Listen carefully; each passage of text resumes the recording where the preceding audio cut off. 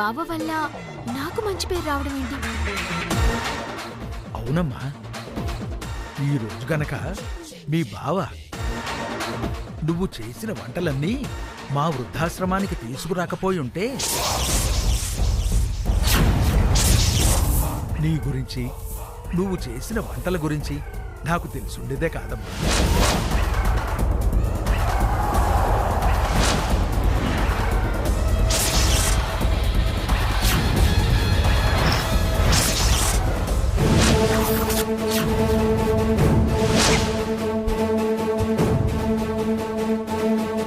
కేవలం అతను తీసుకొచ్చిన వంటల వల్లే నేను నిన్ను కలుసుకునే అవకాశం వచ్చింది.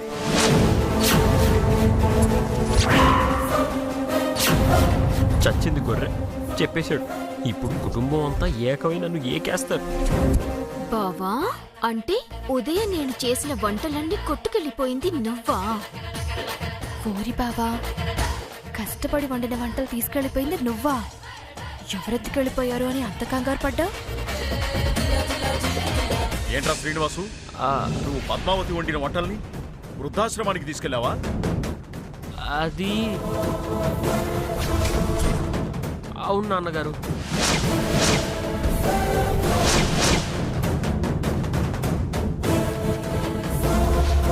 అంటే నిజంగానే ఆ వంటలన్నీ కొట్టుకెళ్ళిపోయింది నువ్వే అన్నమాట.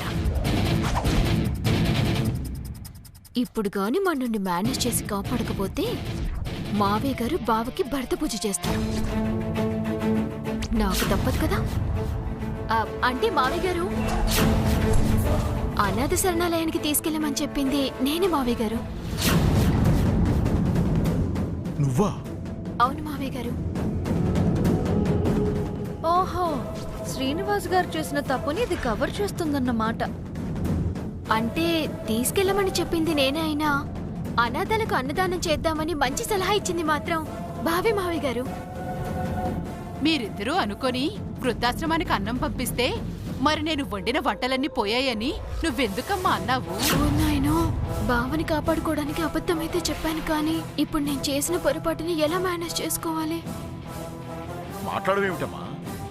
బావా, నిన్ను కాపాడాలన్న ఆరాటంలో నేను ఇరుక్కుపోయానే. మావయ్య గారు, మేము అన్నదానం చేసిన సంగతి చాలా రహస్యంగా ఉంచుదామనుకున్నాము. అందుకే అలా వండిన వంటలు పోయాయని చెప్పాల్సి వచ్చింది.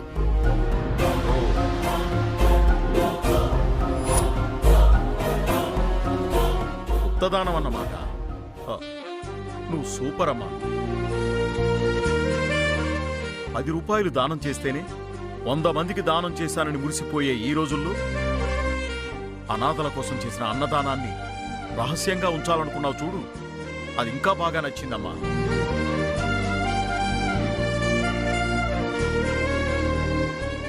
ఎంతైనా నా కోడలు గ్రేట్ అమ్మా.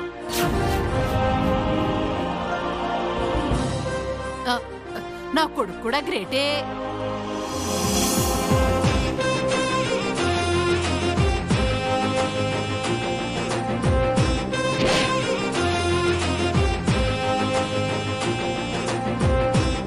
చేసింది తప్పంటే మళ్ళీ కాలర్ ఎగిరేయడం ఒకటి. బావుందమ్మా, మీ కుటుంబాన్ని చూస్తుంటే ముచ్చటగా ఉంది.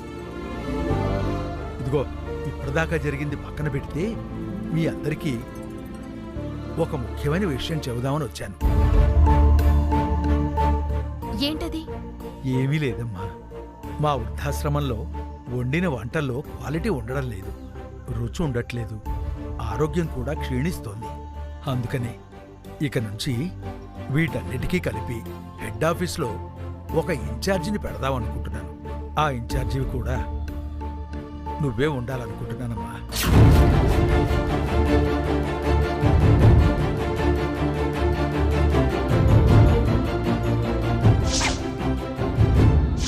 చూడమ్మా, నీలాంటి చదువుకున్న అమ్మాయి ఇన్ఛార్జిగా వెళ్తే నాణ్యమైన ఆహారం తిని ఆరోగ్యంగా ఉంటారన్నది నా ఆశ.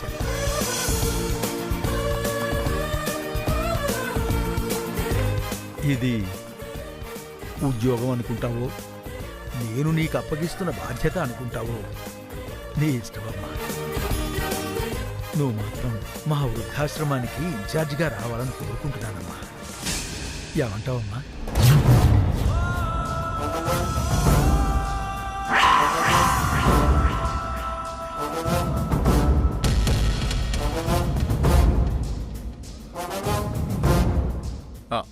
అమ్మాయిని అడుగుతున్నారేంటి మీరు? ఎవరు అవునన్నా కాదన్నా సరే మా అమ్మాయి మీరిచ్చిన ఉద్యోగం చేస్తుంది. నాదండి గ్యారంటీ.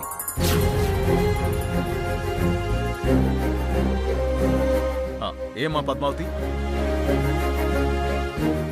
మీ ఇష్టమే నా ఇష్టం మావయ్య గారు. సంతోషం. ఇంకేంటి తల్లి, చాలా సంతోషంగా ఉంది. 9:30కి నీ ఇంటి ముందు కారు వస్తుంది. నువ్వు వచ్చేస్తే డ్యూటీలో జాయిన్ అవడం, మిగతా బాధ్యతలు తీసుకోవడం అన్నీ చకచకా జరిగిపోతాయి. అలాగే సార్, అది నా అదృష్టం అనుకుంటాను.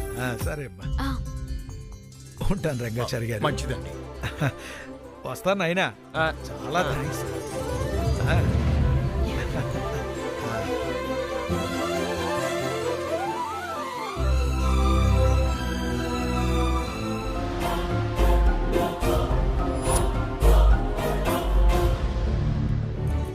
అమ్మా పద్మావతి, చాలా మంచి పని చేశావమ్మా. ఈ రంగాచారి కోడలు అనిపించుకున్నా.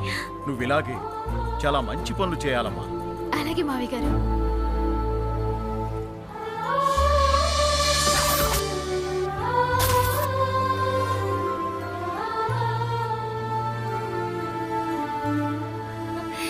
Padmavati, you are so lucky. నిజంగా బావ నీకు ఇంత హెల్ప్ చేస్తాడని నేను కల్లో కూడా అనుకోలేదు. బావా, చాలా థ్యాంక్స్. అక్కర్లేదు నీ బోడి థ్యాంక్స్. అనయ్య అనయ్య ఆగు అనయ్య. ఏమి లక్కీనో. పేరుకే ఇన్ఛార్జ్ అని చెప్తారు కానీ అక్కడికి వెళ్ళాక అంట్లు తోమించడం, అనాథల బట్టలు ఉతికించడం, ఇల్లు ఊడిపించడం లాంటివి చేయిస్తే బాధపడాల్సి వస్తుంది. ఆ తర్వాత మీ ఇష్టం. వచ్చిన వాళ్ళు సంస్కారవంతులు, నీలాగా పెదవులు కాదు అడ్డమైన పనులు చేయించడానికి.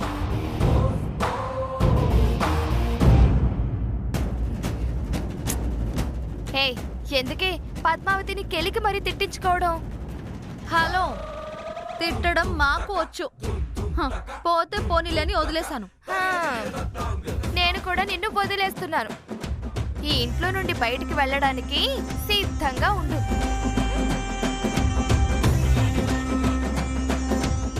నేను ఇంట్లోంచి బయటికి వెళ్ళడం కాదే, నిన్నే ఈ లోకంలోంచి పైకి పంపిస్తాను. పొట్టిదాను.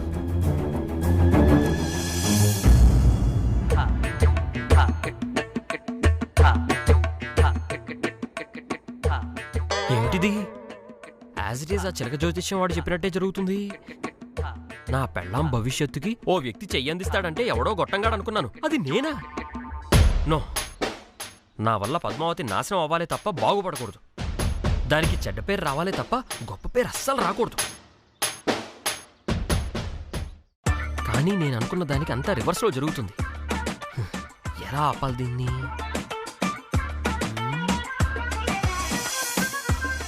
బావా, నన్ను ఆశీర్వదించు బావా. దీర్ఘదుంప నాశనం అయిపోను.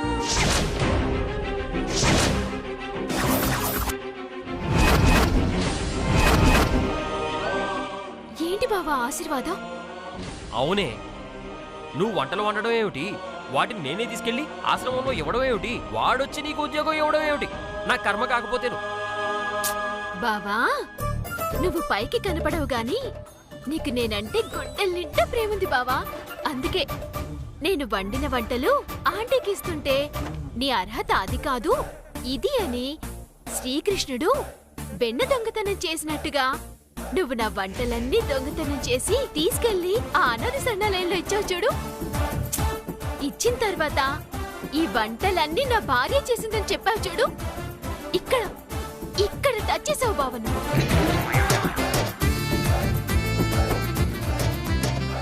పైకి కనిపించేంత చెడ్డోడు అలాంటివి కాదు బావా నువ్వు.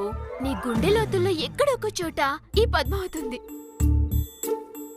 అందుకే పైకి నేనంటే పడనట్టుగా, అసహ్యం అన్నట్టుగా ప్రవర్తిస్తావు కానీ అనుక్షణం నా గురించి ఆలోచిస్తావని, నా మంచి కోరుకుంటావని, నన్ను గొప్ప స్థితిలో చూడాలనుకుంటావని ఈ రోజే అర్థమైంది బావా నాకు. లవ్ యూ బావా. ఏయ్ ఏమిటి, ఏం చెప్పావే నువ్వు? నేనే చెప్పాను బావా, నిజమే చెప్పాను. ఈ పద్దు మనస వాచ కర్మన ఒక్కరినే ఇష్టపడుతుంది. అది నా శ్రీనివాస్ బావన. అతనంటే నాకు పిచ్చి ఇష్టం. అందరి భార్యలు మొగుడు కోసం చేస్తారో లేదో తెలియదు కానీ ఈ పద్దు అయితే ప్రాణమైనా ఇచ్చేస్తుంది బావా. నీ తొక్కలో ప్రాణం నాకెందుకే? నిజంగా నేనంటే నీకు చచ్చేంత ప్రేమే ఉంటే నేను మాట అడుగుతాను, చేస్తావా? అడుగు బావా. నీకోసం నువ్వేమడిగినా ఈ పద్మావతి ఇవ్వడానికి సిద్ధంగా ఉంది. అడుగు. ఓ అలాగా? అయితే ఓ చిన్న మాట ఇవ్వు చాలు. చెప్పు, ఏమని మాట ఇవ్వాలి? ఈ ఉద్యోగం చెయ్యను బావా అని ఒక్క మాట ఇవ్వు.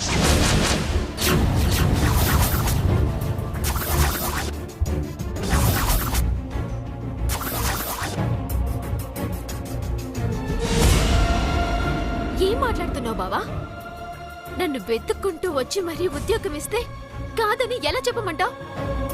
ఎస్, నిజంగా నీకు నా మీద ప్రేమే ఉంటే నేను ఈ ఉద్యోగం చేయను బావా అని చెప్పు చాలు. నేను చెప్పలేను బావా, చెప్పలేను. ఎందుకు చెప్పలేవు? నీకు బావంటే ప్రేమ లేదా? నా మాట అంటే అసలు లెక్కే లేదా? ఉద్యోగం చేయడం తప్ప నాకు వేరే దారి లేదు బావా. ఎందుకు లేదు? ఎందుకంటే ఒక పిల్లాడు తల పగలగొట్టి నా బావ తప్పు చేశాడు. అందుకే ఆయన చేసిన తప్పు సరిదిద్దుకోవటానికి నేను ఉద్యోగం చేస్తున్నాను. లేదంటే ఆ ఉద్యోగంతో నాకేం పని బావా? ఏమిటి డ్రామాలు ఆడుతున్నావా? లేదు బావా, పచ్చి నిజమే చెప్తున్నాను. నేను ఈ రోజున ఉద్యోగం చేస్తాను అంటుంది నా కోసం కాదు, నీకోసం, నిన్ను కాపాడుకోవడం కోసం. లేదంటే నువ్వుండగా నాకు ఉద్యోగం చేయాల్సిన కర్మేంటి?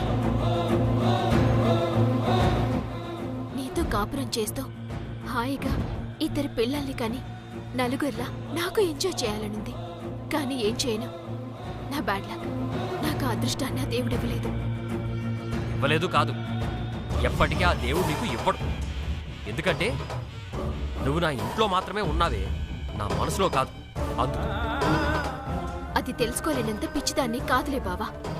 కాకపోతే ఏదో ఒకరోజు నా మీద ప్రేమ కలగకపోతుందా, నన్ను అంగీకరించకపోతాడా, భార్యగా స్వీకరించకపోతాడా అని ఒక చిన్న ఆశతో బతుకుతున్నాను. అది ఈ జన్మకి జరగదే. అయితే నేను ఉద్యోగం వద్దనటం కూడా ఈ జన్మకి జరగదు. ఏం మాట్లాడుతున్నావు? ఎస్, నువ్వు ఆ పిల్లోడి తల పగలగొట్టా. వాడిప్పుడు హాస్పిటల్లో ఉన్నాడు. వాళ్ళమ్మ వచ్చి 2 లక్షలు అడుగుతుంది. నువ్వు ఇవ్వలేవుగా. అందుకే ఆ ఉద్యోగం చేసి ఆ డబ్బేదో నేనే ఇద్దామనుకుంటున్నాను. లేదు నేను సంపాదిస్తాను అంటే చెప్పు, మానేస్తాను. ఏమిటి బ్లాక్మెయిల్ చేస్తున్నావా? ఇది బ్లాక్మెయిల్ జీమెయిల్ నాకు తెలీదు బావా. కానీ నువ్వు గాని ఆ పిల్లోడి హాస్పిటల్ ఖర్చులకి డబ్బులు ఇవ్వకపోతే వాళ్ళమ్మ డైరెక్ట్ గా కమిషనర్ ఆఫీస్ కి ఫోన్ చేస్తుంది. మర్డర్ అటెంప్ట్ కేసు పెడుతుంది. ఆ తర్వాత నీకు బెయిల్ రావడం కోసం నేను స్టేషన్ల చుట్టూ తిరగాల్సి వస్తుంది. ప్లీజ్ ఆ పరిస్థితి మాత్రం నాకు తీసుకురావద్దు. నువ్వు అవునన్నా కాదన్నా నేను ఈ ఉద్యోగం చేయాలి, చేసి తీరాలి. నా కోసం కాదు, నీకోసం.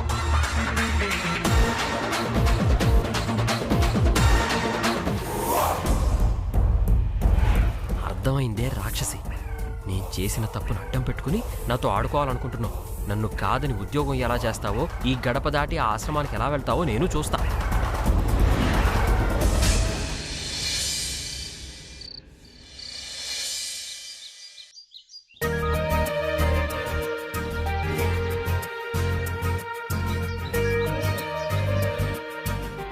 ఏమండి, ఇదిగో కాఫీ. చేతులు ఖాళీ లేవు, నువ్వే వచ్చి తాగించు.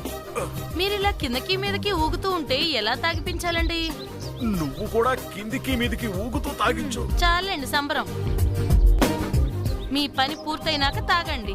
అదిగో అక్కడ పెడుతున్నాను. వద్దు. ఆ కప్పేదో నువ్వే తీసుకెళ్ళు. ఏ ఈ రోజు నేను ఉపవాసం ఉందాం అనుకుంటున్నాను. ఉపవాసమా? ఆ ఈ రోజా? ఎందుకండి? త్వరలో మహాశివరాత్రి ఉంది కదే, దానికి ప్రాక్టీస్ అన్నమాట. ముందుగానే కొంచెం అలవాటైపోతే ఆ రోజుకు పూర్తిగా అలవాటైపోతుంది. లేదంటే ఈ బీపీలు షుగర్లు కంట్రోల్ అవ్వక కళ్ళు తిరిగి పడిపోతాం. అందుకే ప్రాక్టీస్ స్టార్ట్ చేశా. సరిపోయిందిలేండి.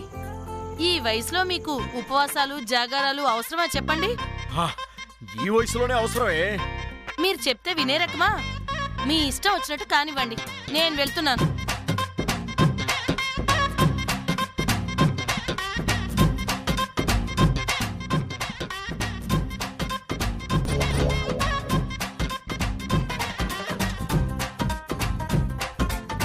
మావయ్య గారు, నన్ను ఆశీర్వదించండి. ఏమని ఆశీర్వదించాలి తల్లి? నన్ను నా కుటుంబాన్ని సర్వనాశనం చేయాలనా? అయ్యో, అలా అనకండి అంకుల్. నేను మారిపోయాను అంకుల్. నువ్వు మారితే మాకు ప్రశాంతంగా ఉండదమ్మా. నువ్వు ఈ ఇల్లొదిలి వెళ్తే మాకు హాయిగా ప్రశాంతంగా ఉంటుంది. తప్పకుండా అంకుల్. నాకు గోవింద్కి పెళ్ళయ్యాక వేరే ఇంటికి వెళ్ళిపోతాం, ఓకేనా? నా మాట నీకు అలా అర్థమైందా? ఎలా అర్థమైనా నేను కోరుకునేది ఒక్కటే అంకుల్. మీరు, మీ కుటుంబం, కాదు మన కుటుంబం ఎప్పుడూ సుఖ సంతోషాలతో ఉండాలని ఈ రోజు నుంచి పూజలు చేస్తున్నాను. నువ్వు పూజలు చేస్తున్నావా? హలో, పూజలంటే గుళ్ళో చేసేవమ్మా, నీలాగా బార్లలో చేసేవి కాదు. హలో, మాకు తెలుసులే. చూసారు కదా అంకుల్, దీనికంటే ముందు నేనే లేచాను. దీనికంటే ముందుగా నేనే లేచి నేనే స్నానం చేశాను. దీనికంటే ముందే పూజ చేయాలనుకుంటున్నాను. ఇప్పుడు చెప్పండి, మా ఇద్దర్లో ఎవరు గ్రేట్? ముందు నువ్వు లేచావు కాబట్టి, ముందు నువ్వు స్నానం చేసావు కాబట్టి నువ్వే గ్రేట్. అమ్మా, ఎప్పుడు లేచామా అన్నది కాదు లెక్క, పని పూర్తి చేసామా లేదా అన్నదే లెక్క. అందుకే నువ్వు పని పూర్తి చేస్తావో లేదో గాని నేనైతే పూజ పూర్తి చేస్తాను. ఏంటమ్మాయ్, ఏంటి విషయం? పని అంటున్నారు, పూజ అంటున్నారు. ఏం లేదత్తయ్య, ఈ రోజు నేను ఉపవాసం ఉండాలనుకుంటున్నాను. ఏంటి, నిజమా? అవునత్తయ్య, ఈ రోజు ఉదయం నుంచి రాత్రి వరకు పచ్చి గంగ కూడా ముట్టకుండా మీ బ్రాహ్మణ ఇళ్లల్లో ఉండేలాగా నిష్టగా, నిగ్రహంగా, ఆకలిని జయించి, రుచిని విసర్జించి, ఈ కుటుంబం కోసం, ఆ దేవుడి కోసం నిజంగానే ఉపవాసం ఉండాలి అనుకుంటున్నాను. ఓ, కంగ్రాట్స్ దామిని, నిజంగా నువ్వు గ్రేట్. ఒక్క చుక్క మంచినీళ్ళు కూడా తాగకుండా ఉపవాసం ఉంటున్నావంటే మామూలు విషయం కాదు. నిజంగా నువ్వు గ్రేట్ దామిని, నిన్ను అభినందించాల్సిందే. నన్నేంటి గ్రేట్ అంటున్నావు? నువ్వు కూడా అలాగే ఉపవాసం ఉంటున్నావుగా. నేను ఉపవాసం ఉండడం ఏంటి దామిని? అదేంటి, ఇందాక నువ్వే కదా చెప్పావు మరి.